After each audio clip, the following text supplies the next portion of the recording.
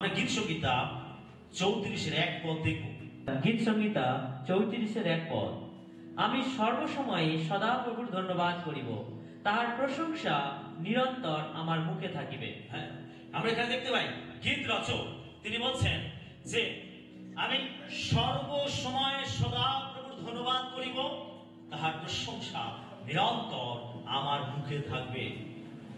একজন শক্তিশালী খ্রিস্ট বিশ্বাসী সে মুখে সর্বদাই প্রশংসা উচ্চারণ করবে। আপনি এটা করতে পারেন, আপনি এটা করতে পারেন। যখন আপনি রাস্তাঘাটে হাঁটছেন আপনি ঈশ্বরের প্রশংসা করতে পারেন। যখন আপনি বাড়িতে কাজকর্ম করছেন আপনি ঈশ্বরের প্রশংসা করতে পারেন। আপনি সময় বের করে ঈশ্বরের প্রশংসা করতে পারেন। আপনি প্রার্থনা করার আগে ঈশ্বরের প্রশংসা করতে পারেন। আপনি আপনি আপনার মুখ দিয়ে ঈশ্বরের প্রশংসা করতে পারেন। একজন শক্তিশালী খ্রিস্ট বিশ্বাসী সে সে সব সময় তার মুখ দিয়ে সে প্রশংসা উচ্চারণ করবে, ঈশ্বরের প্রশংসা করবে। ওই সপ্তাহে একদিন চার্চে যাব, আর যখনই চার্চ শুরু হয় প্রথমে প্রশংসা আরাধনা দিয়ে শুরু হয়, আর সেই সময় শুধু প্রশংসা করবো আরাধনা করবো তা নয়, কিন্তু একজন শক্তিশালী খ্রিস্ট বিশ্বাসের মুখে সবসময় প্রশংসা উচ্চারিত হবে।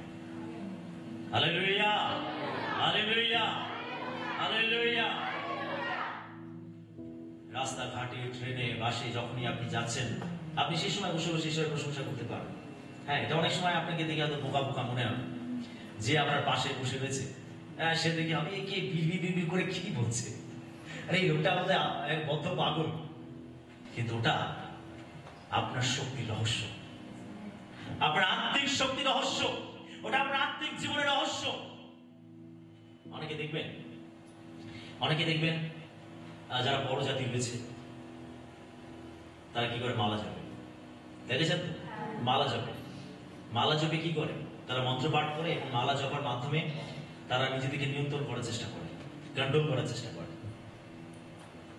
জাগতিক মন্দ বিষয় থেকে নিজেকে কন্ট্রোল করার চেষ্টা করে।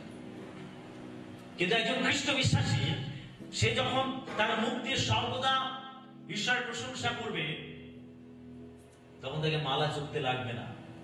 আমেন। সে সর্বদা ঈশ্বরের প্রশংসা করার মাধ্যমে সে সব সময় ঈশ্বরের উপস্থিতি লাভ করবে তার জীবনে। কারণ যেখানে প্রশংসা আছে সেখানে ঈশ্বর আছে। ঈশ্বরকে আকর্ষণ করে আমাদের প্রশংসা।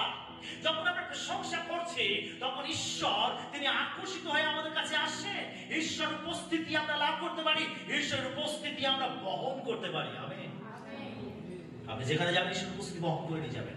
লোকেরা যখন আপনার সংস্পর্শে আসবে তারা আপনার মধ্যে ঈশ্বরকে দেখতে পাবে, তারা আপনার জীবনের মধ্যে ঈশ্বরকে প্রকাশ পেতে দেখতে পাবে।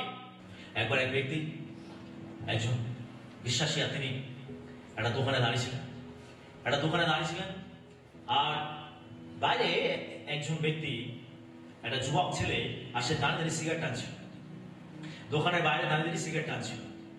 এখন সে বাইরে দাঁড়িয়ে সিগারেট টানতে টানতে এদিক ওদিক সে ঘুরে ঘুরে দেখছে, আর সেই বিশ্বাসী চোখে চোখ পড়েছে।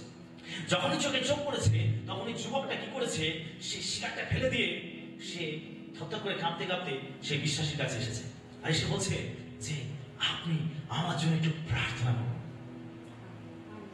তো সেই বিশ্বাসী চমকে গেল, কি হলো ব্যাপারটা কি হলো? বলছে আমি আপনার চোখে যিশুকে দেখতে পেয়েছি,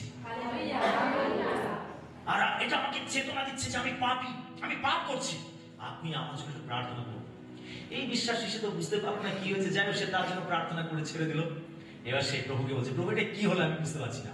তখন প্রভু তাকে বলছে, দেখো আমি তোমার সঙ্গে আছি, ওই ছেলেটার দিকে আমি একটু দেখেছি। যিশু বলছে আমি তার দিকে তাকিয়েছি, তোমার চোখের মাধ্যমে আমি তার দিকে একটু তাকিয়েছি, আর সেই জন্য সে চেতনা পেয়েছে। বিশ্বাসী যখন আমরা প্রশংসা করি, অবিরাম অনবরত আমাদের মুখে প্রশংসা থাকে, তখন ঈশ্বরের উপস্থিতি আমরা ক্যারি করি, আর এটা আমাদেরকে শক্তিশালী খ্রিস্ট বিশ্বাসীতে পরিণত করে।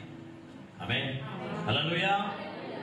সেই জন্য এখানে গীত রচক তিনি বলছেন, আমি সর্বসময় সদাপ্রভু ধন্যবাদ করিব, তাহার প্রশংসা নিরন্তর আমার মুখে থাকবে। একজন শক্তিশালী খ্রিস্ট বিশ্বাস হিসাবে আপনাকে সর্বদা ঈশ্বরের প্রশংসা করতে হবে।